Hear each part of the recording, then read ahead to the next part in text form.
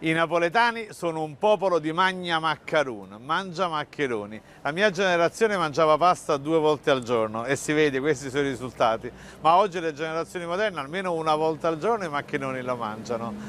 Fino al 600, non ci crederete, noi però eravamo soprannominati in tutta Europa i magnafoglie, perché la Campania Felix, generosissima, ci dava quantità enormi di verdure, scarole, cavolo torzelle, cavolo cappuccio, torzelle, friarielli che tenevamo solamente noi e noi le mangiavamo molto copiosamente. Però quando parliamo di napoletano magnafoglie non pensate mai a un napolitano che faceva il vegetariano, mangiava l'insalatina di rughette. Quando tutto mancava questa copiosa quantità di verdure veniva associata con un gruppo di carni, se non c'era la carne almeno con una salsiccia dall'appesa, se non c'era nemmeno la salsiccia 2 cucchiai di sugna per dare pochi sapori di carne.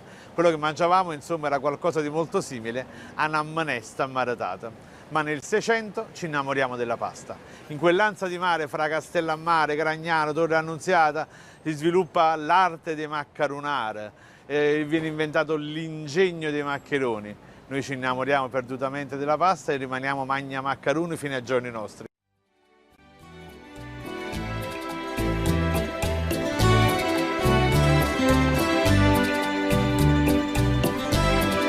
La più antica forma di pasta è sicuramente la lagana, dal latino laganas, che era un impasto di acqua e frumento che veniva schiacciato e tagliato alla mempeggio, insomma.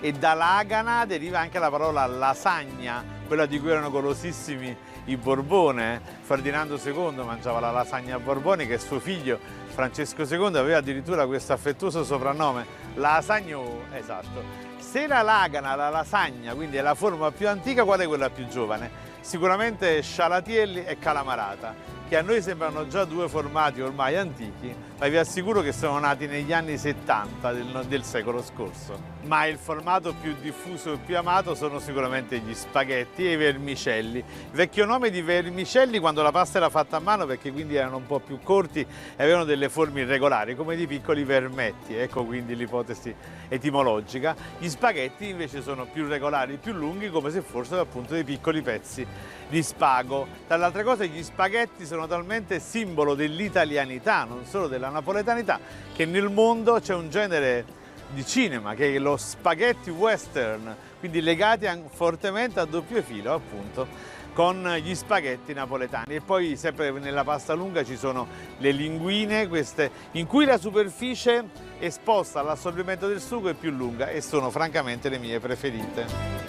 La pasta di miglior qualità è sicuramente un maccherone zit, era il maccherone destinato al matrimonio della zita, la ragazza che prende marito, quindi sicuramente la pasta di migliore ed eccezionale qualità e ancora oggi un maccherone zit spezzato, quello che genera quei triangolini deliziosi, è la morte del ragù e della genovese. E poi ci sono paste che hanno dei nomi storici, faccio l'esempio dei tripolini, che furono dedicati all'esperienza coloniale, quando Tripoli appunto, capitale della Libia, e poi le mafaldine che furono dedicate alla principessa Mafalda di Savoia, i manfredi, che erano invece dedicati a Manfredi di Svevia, che si racconta che nel Sannio lui mangiò questa pasta con della ricotta, siamo nel 1200 e ancora oggi in fondo il manfredo con la ricotta e un ragù è uno dei piatti simbolo della cucina napoletana, sia di Pasqua, a casa mia si mangia immancabilmente il 26 dicembre. 2 nomi straordinari sono le paste che si chiamano ancora oggi Ave Maria e Padre Nostro. Quando non c'erano ancora i tempi di cottura, la pasta si assaggiava all'epoca di sale e di cottura, si raccontava che questi tubettini piccolissimi non era necessario cronometrare il tempo, si buttavano, il tempo di recitare 2 Ave Maria e la pasta era pronta. I Padre Nostro avevano invece un formato lievemente più grande, e beh certo, Padre Nostro è un po' più lungo.